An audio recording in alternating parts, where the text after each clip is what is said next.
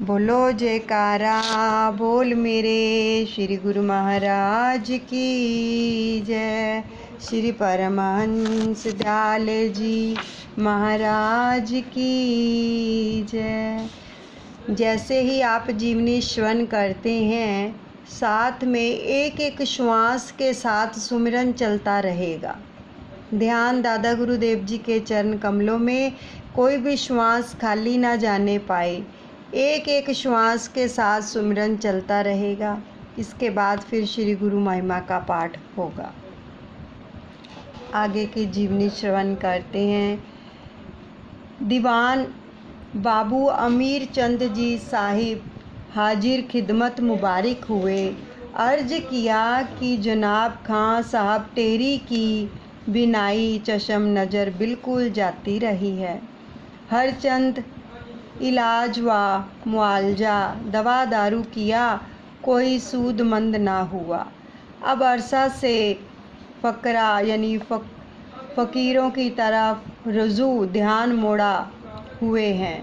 कई मुसलमान फ़कीरों को बुलाया और जर व माल धन आदि हर तरह से खिदमत गुजारी, मगर कुछ असर जाहिर नहीं हुआ। कई फ़कीर हजूर की तरफ इशारा कर गए कि श्रीमंत की दुआ से मुराद पूरी आ रही है, मुमकिन है, इसलिए आप हिम्मत फरमाएं।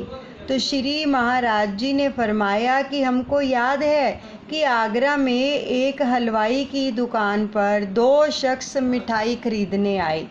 तो एक मुसलमानों का सा लिबास पहने थे और दूसरे हिंदुओं के से कपड़े। पहले मुसलमान साहब ने करीब 12-13 आने की मिठाई तुलवाई और बकाया पैसे हलवाई से मांगे।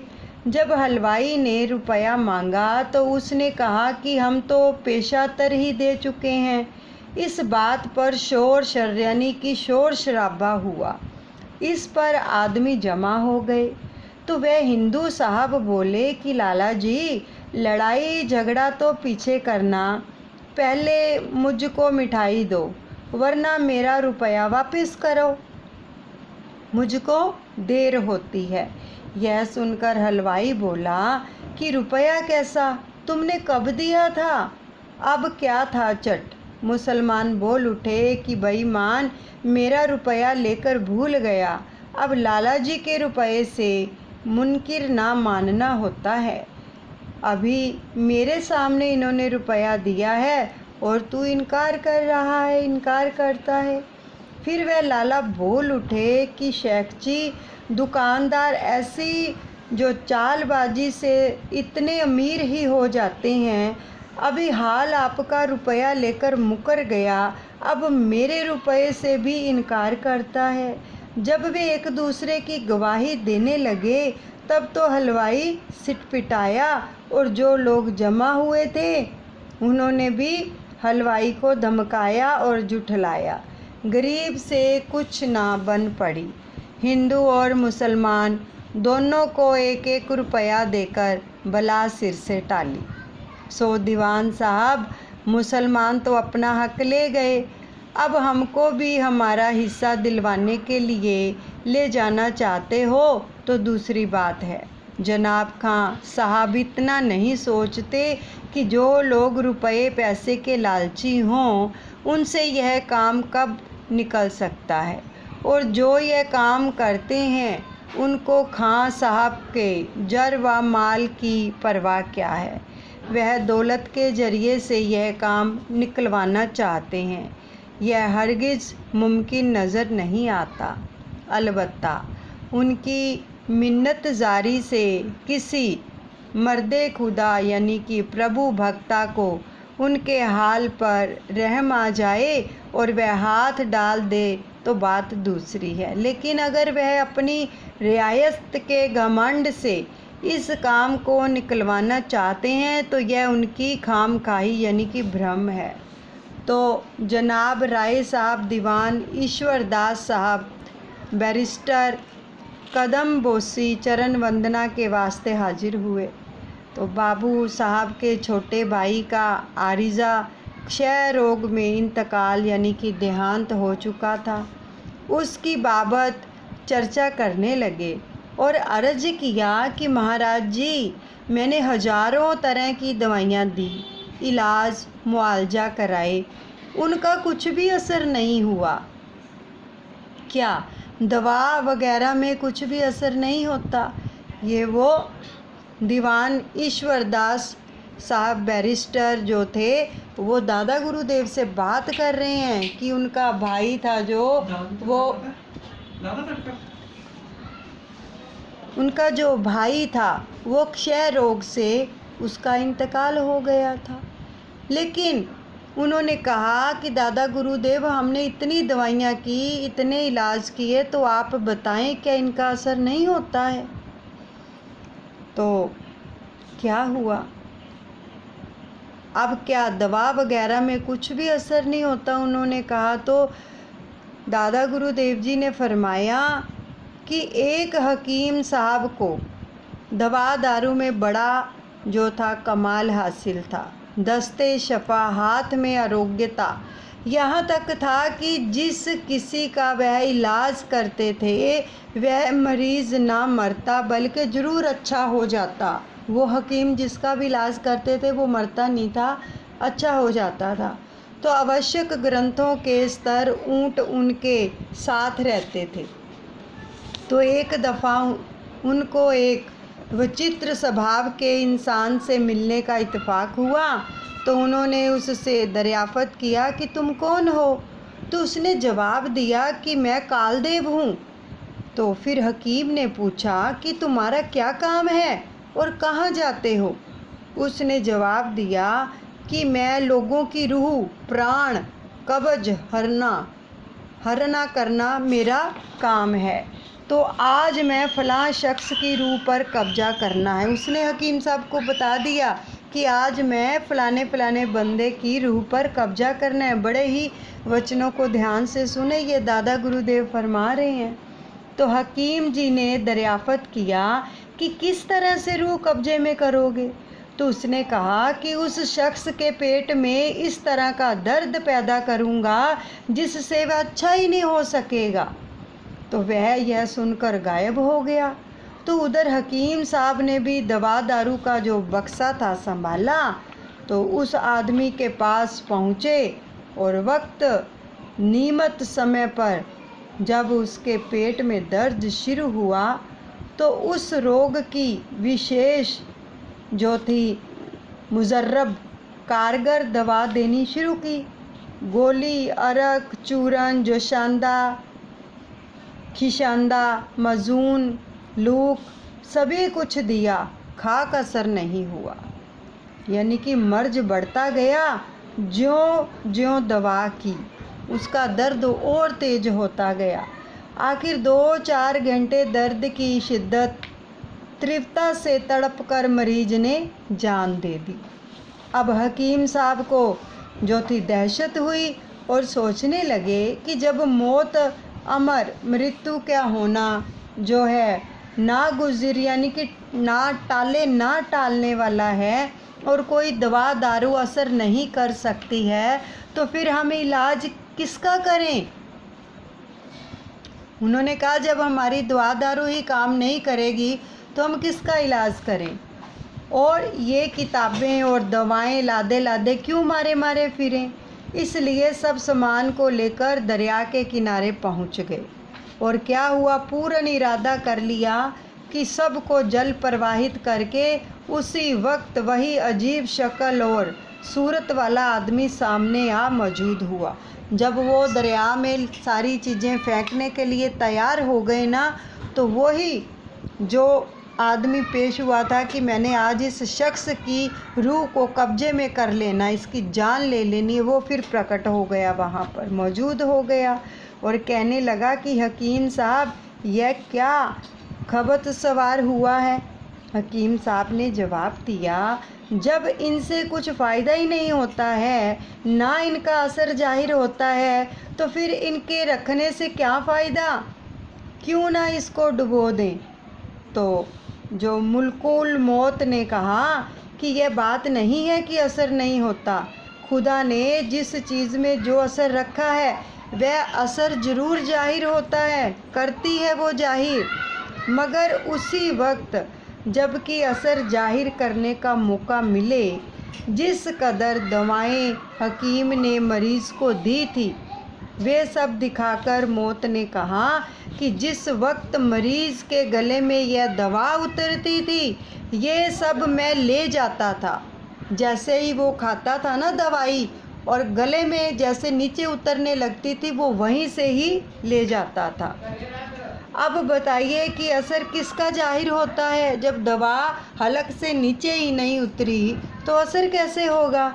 और हकीम साहब को समझा बुझाकर उनके इरादे से बाज रखा, ताकि ये आप ऐसा काम ना करें, अपना इरादा नेक रखें। तो इसी तरह पर जनाब दीवान साहब, असर तो हर एक चीज़ का होता है, मगर जब मौत का वक्त आता है ना, उस वक्त दवा भी मर्ज की खुराक बन जाती है और बजाय मरीज को कुव्वत शक्ति पहुँचाने के मर्ज को बढ़ावा देती है। देखो कितने सुंदर वचन आए हैं कि मौत नहीं टलती है, जितने मर्जी दवा दारू कर लो, वो सारा क्या असर ही नहीं होता है। ये दादा गुरुदेव जी ने वचन फरमाए हैं और बहुत ही सुंदर वचन है। हर रोज़ आ रहे हैं। देखो कल भी मृत्यु के बारे में वचन आए थे। जैसे जैसे हमें इशारा मिलता जाता है मृत्यु का, तो देखो इसका मतलब क्या है कि हमारे पास समय बहुत कम है और काम बहुत ज़्यादा है। ये दादा गुरुदेव जी के वचन हैं। इसलिए नाम सुमिरन में लग जाओ अभी से ही। हर श्वास श्वास को अपने प्रभु के अर्पण कर दो, नहीं तो क्या पता कब आके वो काल हमारा गला दबोच ले। इसलिए तो संत कहते हैं कि कर दाई मान गुमान दुकान तुम्हारी पाड़े थे, चन रोज दा मेला दुनिया चार दिहाड़े ते। बंदे खाली हथ चल जाना कदे ना बात विचारिए, भूले हुए मुसाफिर क्या मन याद तुम्हारी है। फिर फरमाते हैं जद दित्तियां काल दुहाइयां तेथों तकिया नहीं जाना, ओ मारू खिच गुलेल तेथों नसिया नहीं जाना, उंदा उकदा नहीं निशाना ऐसा काल शिकारी है, भूले हुए मुसाफिर क्या मन याद तुम्हारी है। कहंदे ने सतगुर जी बंदिया भुलिया फिरदा तू, काल देश विच मूर्खा डुलिया फिरदा तू, मस्त कुली ते हो गया तेरी ऊंची अटारी है, भूले हुए मुसाफिर क्या मन याद तुम्हारी है। क्या मन याद है? कोई मन याद है? जो सामान हम मार्केट से लेके आते हैं उसकी फिर भी गारंटी दी जाती है, इसकी साल की वारंटी है, 6 महीने की वारंटी है, लेकिन इंसान की क्या गारंटी वारंटी है? कुछ भी नहीं। कोई मन याद नहीं है कि कब वो आ जाएगा और गला दबोच लेगा और ले जाएगा। इसलिए अगर काल की गिरफ्त में नहीं आना चाहते तो सिमरन करें, ताकि उसकी पनाहों में चले जाएं। देखो अगर उसकी पनाहें चाहिए तो सिमरन भजन करना पड़ेगा और अपने आप को सुधारना भी पड़ेगा। खाली सिमरन भजन अगर करेंगे, परहेज नहीं करेंगे, फिर भी काम नहीं बनेगा। पूरा काम बनाना है, दवाई के साथ साथ परहेज बहुत ज़रूरी है। निंदा चुगली छल कपट चोरी यारी काम क्रोध लोभ मोह अहंकार और विचार वाणी व्यवहार की साधना, इतना कुछ करेंगे तब भवसागर से पार होंगे। ये मत सोचना कि भवसागर से पार होना बहुत सोखा पड़ा हुआ है, सोखा नहीं है। हर कोई भवसागर से पार नहीं हो सकता है। जब तक पूरी तरह से तवज्जो नहीं होगी, श्री चरण कमलों का ध्यान नहीं होगा, तब तक हम भवसागर पार नहीं कर पाएंगे, तब तक उसकी कृपा नहीं उतरेगी। क्यों? क्योंकि कर और पा कृपा तभी मिलती है जब हम पुरुषार्थ करते हैं। दयालु तो वो बहुत है, लेकिन पुरुषार्थ आपको करना पड़ेगा। अपने कर्मों को हल्का करने के लिए विचार, वाणी, व्यवहार की साधना करनी पड़ेगी। मालिक के चरणों से जुड़ना पड़ेगा, उससे प्रेम करना पड़ेगा। और जब प्रेम हृदय के अंदर प्रवाहित हो जाता है, तब जाकर प्रेम हिलोरे लेने लगता है, तब हम इन सब चीज़ों से ऊपर उठ जाते हैं। तो इसलिए प्रेमियों, जुड़ा करो। समय बहुत कम है। समय ऐसा आने वाला है कि दादा गुरुदेव जी के आशीर्वाद से ये बताया गया था कि ऐसा समय आने वाला है, लाखों लाखों लोग जो हैं एक ही साथ मौत के मुंह में चले जाएंगे। तो अगर हम नहीं जुड़ेंगे मालिक के चरणों से तो क्या बनेगा? कुछ नहीं बनेगा। अगर मान लो बच्चे ने पढ़ाई की होती है डॉक्टरी की, तभी डॉक्टर बनता है ना। अगर पढ़ाई नहीं की तो डॉक्टर कैसे बनेगा? ऐसे ही अगर नाम नहीं जपा, ध्यान नहीं धरा, हर चीज़ों से ध्यान नहीं हटाया, तो भवसागर पार नहीं कर पाएंगे। इसलिए अगर बैतरनी नदी पार करनी है तो नाम जपना पड़ेगा, सुमिरन करना पड़ेगा।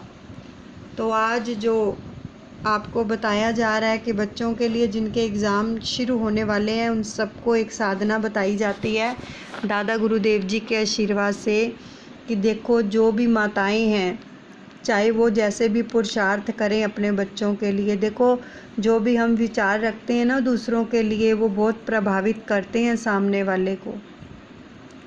जब हमें कोई याद करता है, जब हम किसी को याद करते हैं तो तुरंत कॉल आती है ना, तो हम उसको क्या कहते हैं? हम तो आपको याद कर रहे थे। ऐसे ही विचारों का भी, व्यवहार का भी और वाणी का भी प्रभाव पड़ता है सामने वाले के ऊपर। तो इसलिए उन माताओं से, बहनों से करवद्ध प्रार्थना है कि जो जिनकी ये प्रश्न है कि हमारे जो बच्चे हैं वो नारायण नारायण है ज़्यादा पढ़ने में, तो उनके लिए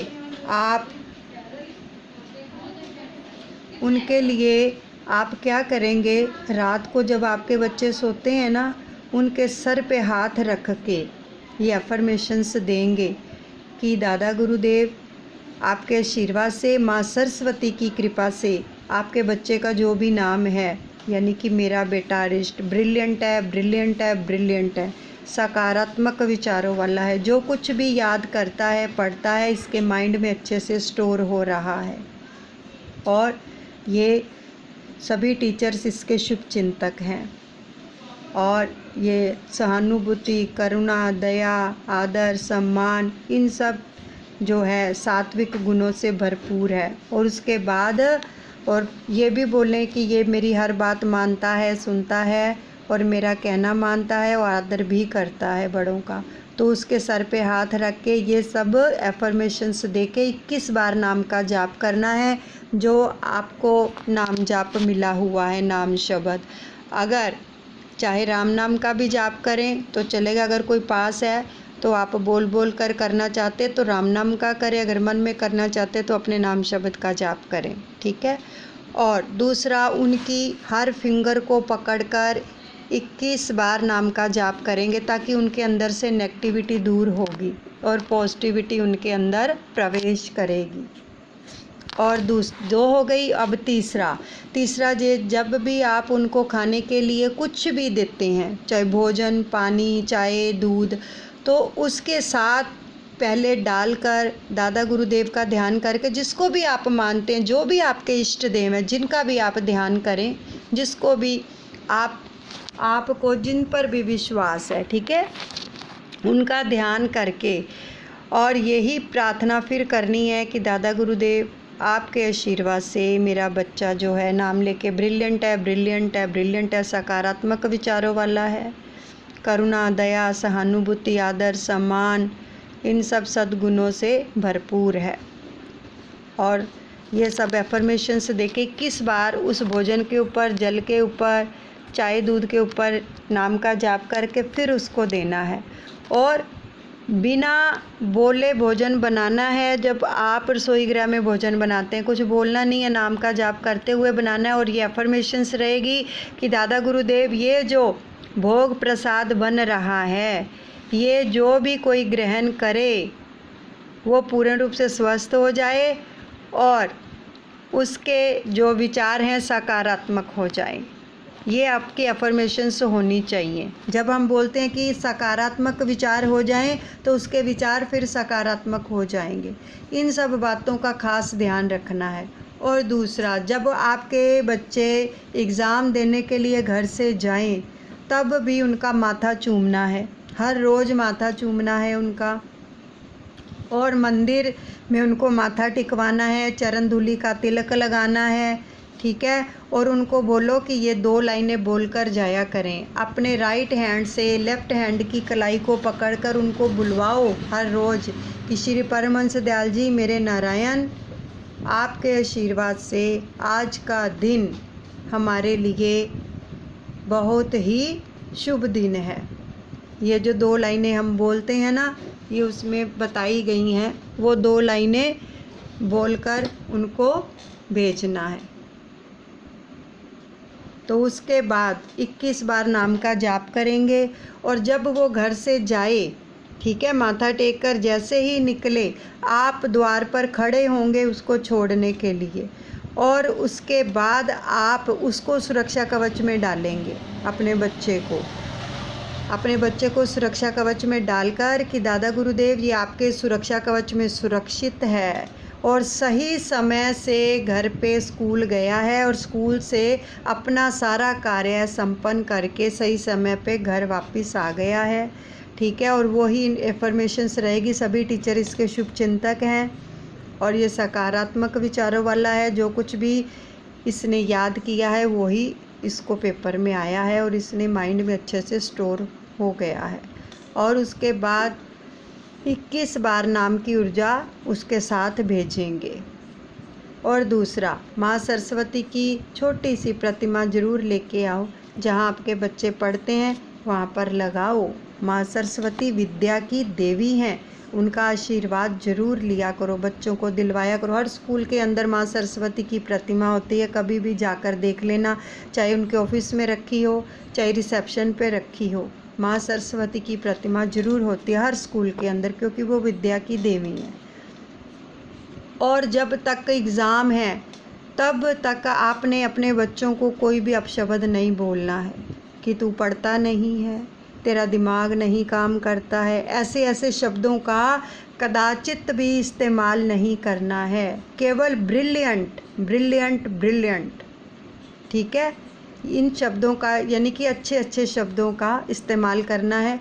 वो आपको लिख के बता देंगे कि कौन से प्रभावशाली शब्द हैं जो आप हर रोज़ बोला करो अपने बच्चों को। और बच्चों को जब भी वो एग्ज़ाम देने जाएं तो ये रात को जब साधना होती है, उनका जो कार्डबोर्ड है, बैग है, जो भी है पास में लेके बैठा करो, उसको ब्लेसिंग दी जाएंगी। और दूसरा, उनको भी बोलो कि जब वो पढ़ने के लिए अपनी टेबल चेयर पर बैठते हैं तो दादा गुरुदेव का ध्यान करके, माँ सरस्वती को नमस्कार करके अपनी टेबल चेयर को, अपनी बुक्स को ब्लेस किया करें। Love you, like you, respect you, Shri Paramhans Dayal ji bless you bless you bless you. आप मेरे लिए कृपाशाली हैं, आप मेरे लिए भाग्यशाली हैं। ये सारी साधना जो बच्चे स्टडी कर रहे हैं, एग्ज़ाम दे रहे हैं, जहाँ किसी का एंट्रेंस टेस्ट भी है, किसी इंटरव्यू के लिए भी जा रहे हैं, तो ये सारी साधनाएं उनके लिए हैं ताकि बच्चों का भविष्य उज्जवल हो। हमेशा अपने बच्चों के लिए सकारात्मक स्वभाव रखें, पॉजिटिव रखें, पॉजिटिव ऊर्जा उनको दिया करो हमेशा।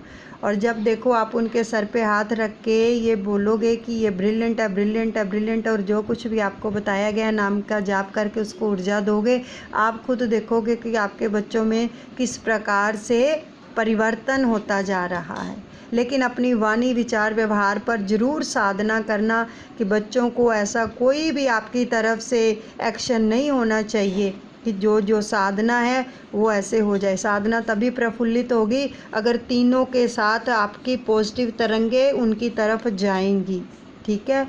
कोई बात नहीं, नहीं पढ़ते हैं तो उनको प्यार से समझाओ और ये ब्रिलियंट वाला शब्द यूज़ करो कि बेटा आप तो ब्रिलियंट हो, आप बहुत अच्छे हो, है ना, आपका दिमाग बहुत अच्छा है, आप तो 100 में से 100% नंबर लेके आओगे, देखना। तो इस प्रकार से ये बच्चों की साधना है। तो ये आप करेंगे, दादा गुरुदेव सबका मंगल करेंगे। चलिए अभी दादा गुरुदेव जी के आशीर्वाद से हम श्री गुरु महिमा का पाठ करने जा रहे हैं। सभी एकाग्रचित होकर बैठेंगे दादा गुरुदेव जी के आशीर्वाद से।